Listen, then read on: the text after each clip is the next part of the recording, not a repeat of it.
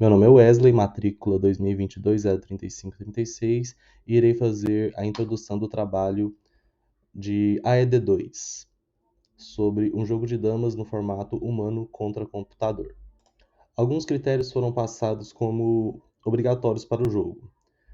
Ter uma forma de iniciar o jogo, as regras básicas de dama de forma tradicional, também a possibilidade de pausar o jogo, salvá-lo e carregá-lo quando for necessário e desejado.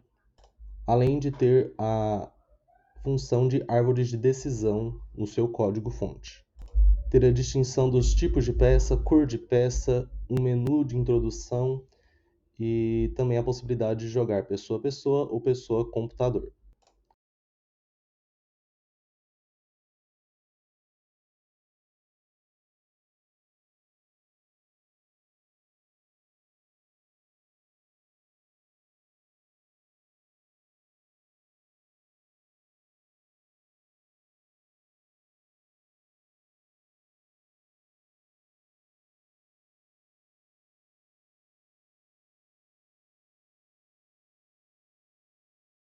Falando da classe principal, que é a classe onde todas as outras irão se unir para fazer o jogo, temos as opções iniciais do jogo com o menu, possibilidade de entrada do menu, iniciar o jogo, carregar o jogo e sair do jogo, e mensagens do que está sendo feito.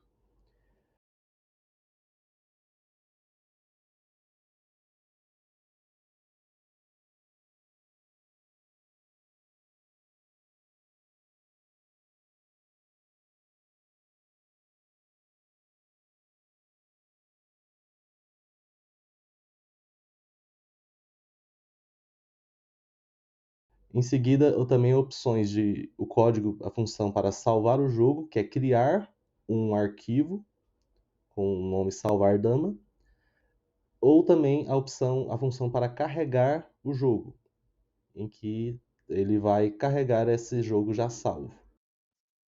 Boa noite, meu nome é Felipe e eu vou falar da implementação do projeto de damas, como ela foi feita. Primeiramente, nós temos a classe peça com o método vira-dama. Basicamente, é um método que vai pegar essa peça e transformar em uma dama caso o jogador consiga atingir a última casa, seguindo as regras do jogo. Explicada a classe peça, nós podemos passar para a classe tabuleiro, que é basicamente uma matriz de peça, uma matriz quadrada de dimensão 8, ou seja, uma matriz 8 por 8 de peça.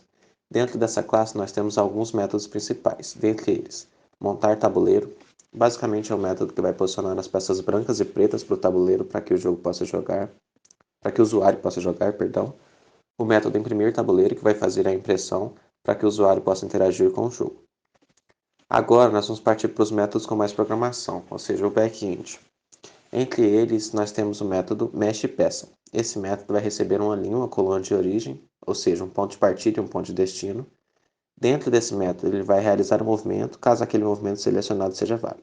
Para verificar esse movimento, nós temos o método confere movimento, que basicamente vai receber os mesmos parâmetros da função do método mexe-peça, que é um ponto de partida e um ponto de destino, analisar de acordo com os parâmetros da matriz se aquele movimento é inválido ou válido.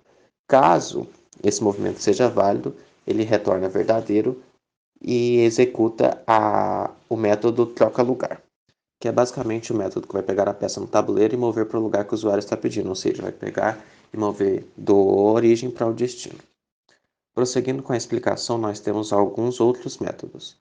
Temos os métodos parecidos com o método de conferir movimento, como o método pode comer robô direito, pode comer robô esquerdo, pode comer inimigo direito, pode comer inimigo esquerdo.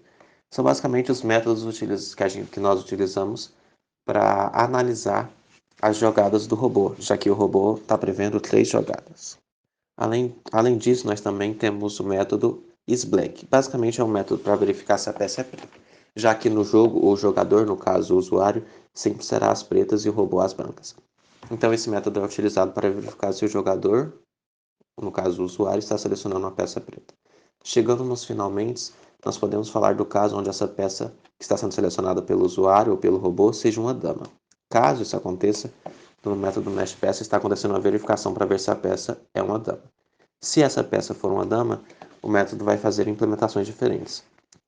Para isso, a gente tem o método dama-percorre. Basicamente, o método vai analisar o movimento da dama, se ele é um movimento válido ou falso. Se for válido, vai ser executado o método na posição de origem para a posição de destino que o usuário selecionou. Vale ressaltar também que nesse projeto, nessa primeira fase do projeto, os acessos ao atributo das classes está sendo feito de forma direta, ou seja, nós não estamos utilizando os modificadores de acessos. Posteriormente, nós podemos fazer uma melhoria de código ou em outra versão, ou encapsulamento do código. Prosseguindo agora com a explicação, nós temos, além da classe tabuleiro e a classe peça, nós temos a classe jogada, que você vai ter alguns atributos, dentre eles o valor jogada, que é inicializado como zero. De acordo com que a jogada vai sendo analisada, ela vai recebendo um valor. Caso a jogada não coma nenhuma peça, ela recebe o valor zero. Coma uma peça, valor 1. Come duas peças, valor 2. Ou também ela pode assumir um valor negativo, ou seja, se o robô analisar que ele vai perder uma peça, então aquela jogada tem valor menos 1.